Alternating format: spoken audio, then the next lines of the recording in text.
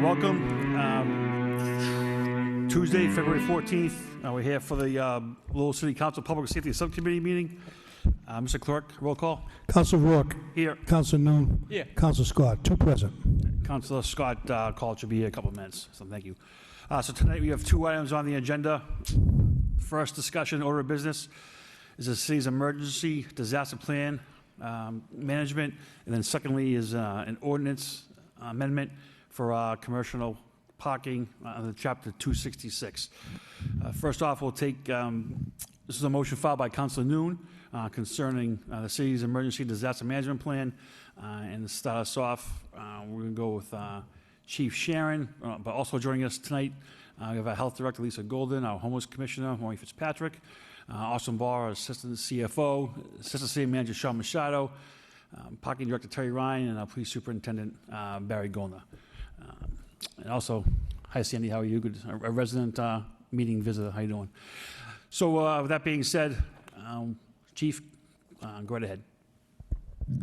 So in a review to the motion response that I originally submitted to the council in relation to the city's comprehensive emergency management plan, this is basically a master plan that deals with emergencies of any type within the community. It is set up so that it identifies all of the different hazards that the city could potentially face. Talks about the resources at the city's disposal, those different things that are available listed in annexes in the back, everything regarding all of the different possible resources, everything from vehicles, financial resources, paper, food, water supplies, sheltering locations. All of these things are located within the Comprehensive Emergency Management Plan. It is set up essentially like the Emergency Operations Center is set up in the state at the bunker, where it has things called ESFs, these are emergency service functions, and each one of them represents a different discipline. Some of them are communications. There's one for fire-related incidents. There's one for different support services, NGOs, so forth and so on. And inside the emergency management plan, there's an annex specifically with the information for resources that can be called specific to this emergency service function. As I indicated at the bottom of the motion response, the latest version of it is the 2019, right around the middle of 2019, I believe August. That was the last time this was looked at comprehensively. As you know, in March, we ended up in 2020 with the COVID outbreak, and the emergency management staff that was available at the time was very quickly incorporated into health's effort to deal with the problems associated with that pandemic. They worked nearly exclusively supporting health during that time frame, and then at the very beginning of 2022, I lost both of those personnel from my office, and they have yet to be replaced. There is a full-time lieutenant in the fire department side of emergency management right now. He's been in there probably about 2 months, getting up to speed on the office. And we have put out for a full-time civilian emergency management coordinator position. That bidding ended last week. We do have several 20 to 30 different people who have applied for that, and we're looking forward to getting a solid group of those people in for interviews within the next couple of weeks. As soon as we have this position established, we'll be able to look back at the comprehensive emergency management plan for the city, review it, and make it more up to date as far as the proper contact people within the city, updating all the phone numbers, the continuity of operations plan, and what resources are available by each department. Great. Just a quick question. So you expect to be fully staffed with emergency services next couple of months, maybe? Yes, my hope is that probably by the end of March we can have the new emergency management coordinator position in there, and then we'll have 2 other individuals that can assist me in going through the SEMP plan and getting it up to speed. Great, thank you. Councilor Noon? Thank you, Mr. Chairman. I must say, Chief, the plan that you have, although is dated, but the event of or LHA, the flood, you have bring the team together and done a remarkable job there. So I saw that plan. It was like an 80, 90 page. Maybe you just need, adjustment here and there. I also filed a motion after that, was asking for after action report. We can really help community like ours to identify the success and the challenge that any plan, lesson learned, and you kind of work on what you've learned and make it do it better. I think a couple areas that I would say that we could have done in terms of exceptionally well if we were to bring in some of those volunteers and or nonprofit that can help. They came later, but they did came. So my question to you, when you have fully staffed, when you get to hire the full-time coordinators, the civilian coordinators, how often do you intend to have to convene the meeting, and will you be willing to include, say, pick a nonprofit, one or two that you can be as a conduit to reach out to other nonprofit that one needed in terms of resource of volunteers, you have them, right then and there.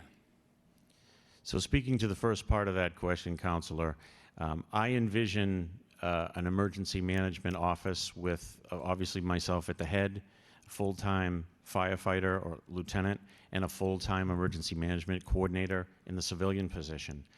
But the Office of Emergency Management, even though it comes under fire, is the responsibility of everyone involved within the city. There's a role for all of the city's departments to play, up to and including administration and finance. And to your point, absolutely engaging the NGOs. I personally considering MEMA, considering the American Red Cross and Salvation Army, who have directly contributed to our emergency efforts, but also bringing in our state partners at MEMA, FEMA, many of the other agencies that we work with, especially for our special events. We should be meeting monthly. We should be discussing plans for the city. We should be looking at the hazards. We should be looking at our resources, and we should be creating a plan that is going to protect our infrastructure and provide us with some resiliency for the future. The crew came together and did an excellent job. A lot of these different organizations, the different departments, to make a success as much as possible out of the disaster that we had at the City Point Towers. However, we were pretty much at our limit as far as housing people, another 20 to 30, maybe 40 people, and we would have been hard-pressed to find locations for them. We need to create an emergency management plan that has better depth, multiple shelter locations, better amounts of equipment, staffing, resources, and then upgrade our training. The city's Emergency Management Operations Center should be capable of standing up within 2 hours to support any long-term operation. And those would be the goals that I would be trying to reach as we get this SEMP plan fully revised and we get all of the different city departments involved. Thank you, Chief. Thank you for your anticipating, looking forward to redo the plan or make it better and incorporate it and invite others to be part of this plan that you have. Thank you for all you do. Thank you. Joined by Councilor Scott and Councilor Getchia as well. And just, Chief, just a quick synopsis of what goes on at a monthly meeting when you have the different agencies and city departments all in one place. So originally there was a 3-tiered emergency management team for the city. The first tier were the key individuals, fire, police, the emergency manager, and the city administration that made the key critical decisions in the initial phases. This second level of the emergency management, the tier 2, brought in all of our department heads or their representatives. Everything from schools to MIS, the city's GIS, were all brought in, put their resources at the table, and it was discussed how those functions could be operated. We would be looking at each one of these meetings to evaluate past events, much like Councilor Noon has mentioned with after-action reports. We'll be looking to learn as much as we can from our pre-planned events from the city, large events like the Lowell Folk Festival and the Bay State Marathon, which require a large protective service plan. We'll be looking to make plans for getting grants to create that resiliency that we need in our infrastructure, things like generators, berming, newer facilities, backup facilities. All of these things would be on the table and would be planned over time or on a monthly basis. Great, thank you. Are there anything else? We'll just have Superintendent Golden come up and say a few words about the emergency management team and what the police department's role in it is. Thanks, Chief.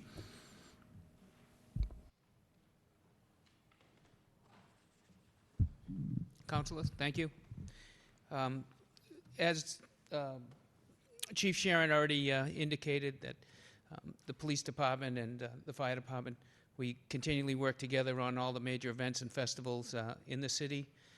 We have a team dedicated to all the festivals, the planning and organization, along with our NEMLEC partners, and work with the fire department on our joint communications as well with all the festivals. And we think that we've, over the past, 5 to 10 years, we've developed a good team. We have a process in place, and the City of Lowell puts together and puts out some of the most comprehensive plans for all of our emergency management issues and festivals according to ICS. So I think that we've got everything in place, a good team in place, and the addition of a potential emergency management team full-time will bring us back to where we need to be and keep everything rolling in the city. So thank you. Great. I know all my colleagues on the council, and I know that the city manager, assistant city manager spoke before, of all the teamwork that was in place and that was involved with the water main break and all the different agencies that helped out as well. It really showed what the city, the emergency services and partners citywide can do in disaster situations. So I know it's been said many times, but just to congratulate all that dealt with this in a pretty lousy situation right before the holidays. So well done to everybody involved. Mayor Chow is joining us as well as part of the subcommittee. With that being said, I don't know if our health director, Lisa Goulden, or if Homeless wants to speak on this subject at all, you're free, or if you're happy with what you heard so far, as we are, that's cool too. So, Superintendent Goulden, thank you very much. And with that being said, we can move on to our second agenda item. But this was a motion by Councilor Getchia about the commercial parking and possibly amending the ordinance. I think when the motion response first came back, Councilor, $50, I think it was, and there was some general consensus on the council, hopefully to maybe raise that to create more of a situation where commercial vehicles don't park on the streets. Before going to the superintendent, Councilor Getchia, you want to say a couple of words, or you want to let him have at it? Sure, thank you, Mr. Chairman. Through you to the chief, I just think that it's not enough given that amount of money. I just think that we need to increase the amount so that one time it stops. It doesn't just continue, because it costs us more than $50 to send an officer over there. And I just think that we should absorb the cost that it's costing us to even write these tickets and make sure the public is protected from public safety standpoint and many other issues, of quality of life. So that's the reason why I think that it should be raised. I think it should be a deterrent, not something that, is a cost to the city even to write the ticket, because at some point, when you have an officer, a vehicle, and everything else in between, there's a cost to the city. So, and it's also a quality of life issue for others. So that's why I asked the council to support something like this and come back to a subcommittee, and hopefully we can increase that and make it more of a deterrent. Thank you. Yeah, and in agreement with Councilor Getchia, I think it also creates a public safety issue. I know sometimes, especially with a fire apparatus trying to get up and down side streets, even on main roads, I know that plows have a difficult time sometimes too, as well as police vehicles. I know that Austin is here, and what's the maximum that the city would be allowed to fine under this? Do you know it? Somewhere around $200-300?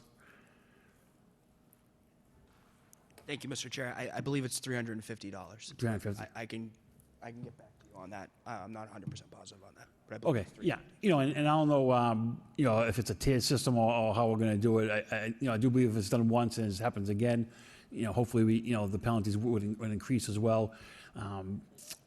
you know, and the enforcement of this, is that solely under the police department, or is it 9 to 5 during the day? I know we have Terry Ryan here, our parking director. Is that the parking department? Do they go out and ticket not just residential vehicles that are illegally parked, but commercial vehicles as well? So this new amendment or this ordinance will probably not involve the parking department as much because this covers from 6 p.m. to 6 a.m. So normally the parking department wouldn't be out. This would be more for the police department's end of enforcement on this. Okay. Councilor Noon? Okay. Scott? No, I would just echo the sentiments that the amount should be increased. They also block lines of vision for people pulling out of side streets, and they also often are parked on the sidewalks. And that, with that type of weight, parking overnight on the sidewalks, that's a big issue too. So I don't know, how do we move forward with increasing the amount though at this point?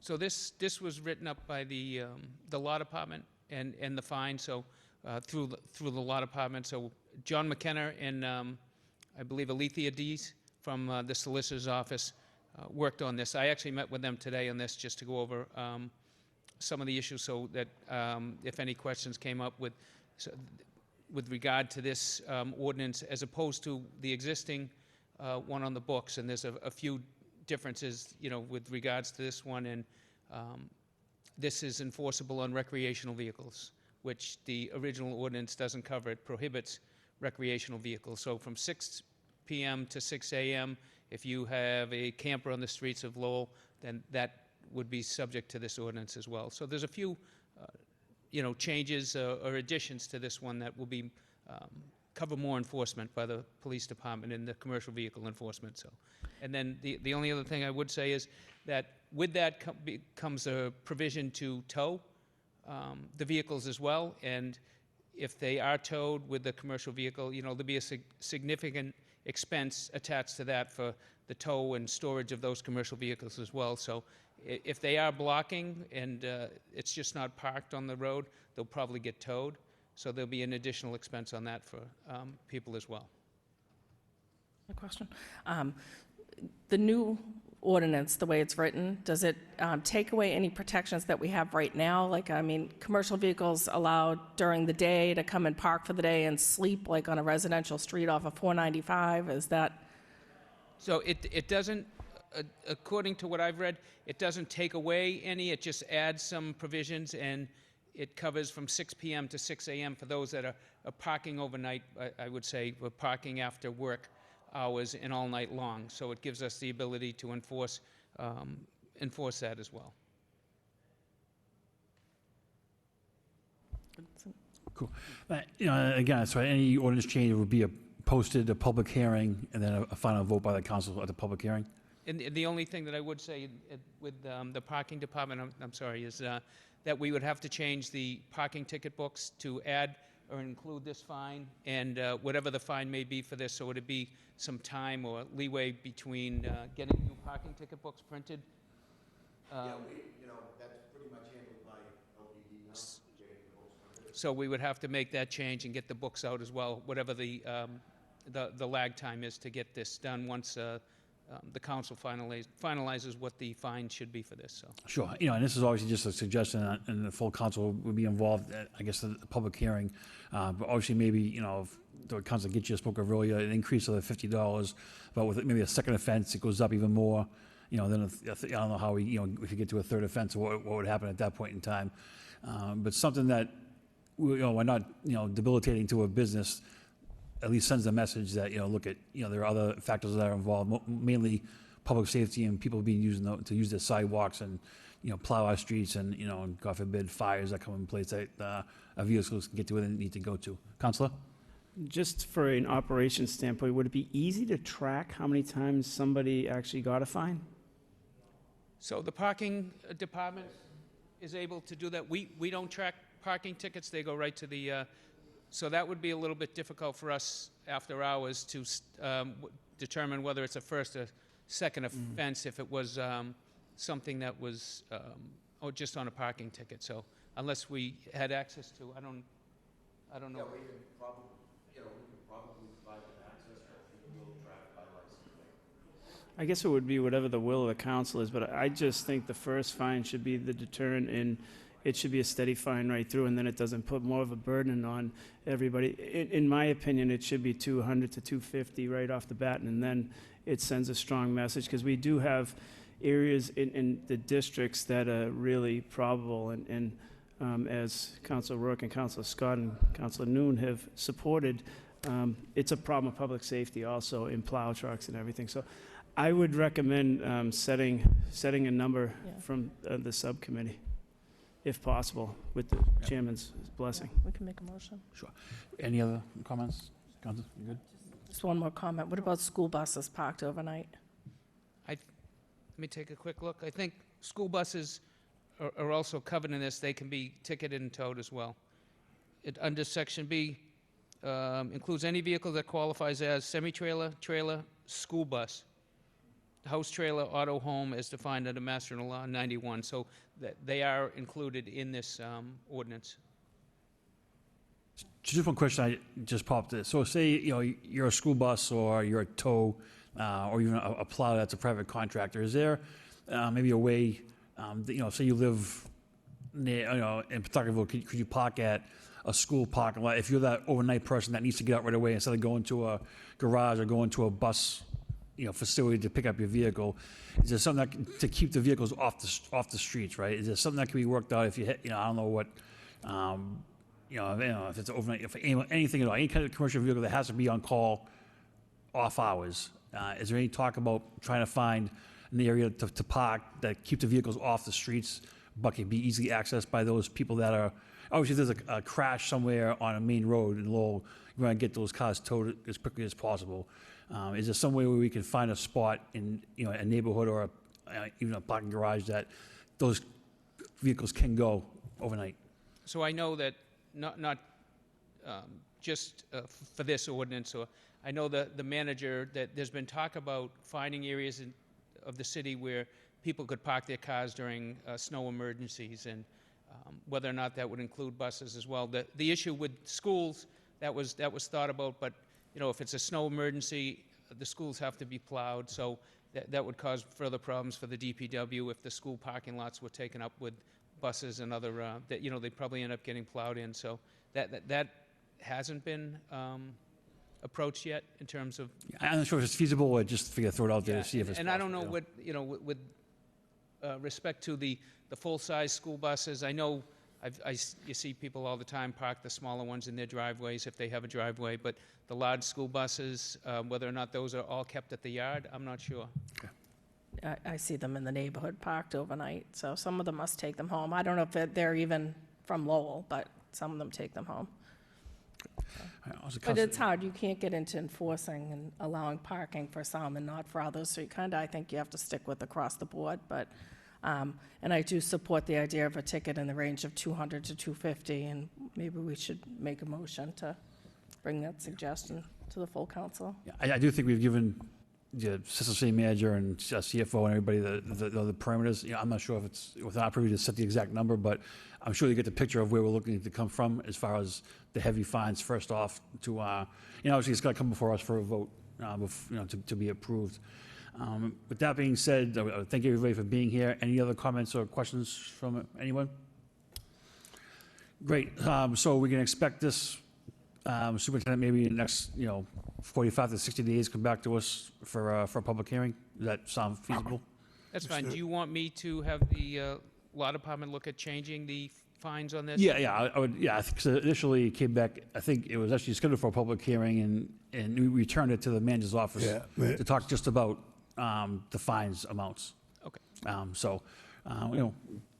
ahead. Just from a procedural point, Mr. Chairman, I think that it came off a public hearing list. There's going to be some changes made to it, so it'd have to be referred back up to the law department, make their changes. They'll bring it back down for a first reading, as is typical, and then the body will refer it to a public hearing. I think that was a motion that Council Scott just said she wanted to make right now. Okay. So you want to take a roll call on that? Second it. Council Rourke. Yes. Council Noon. Yes. Council Scott. Yes. 3 yeas.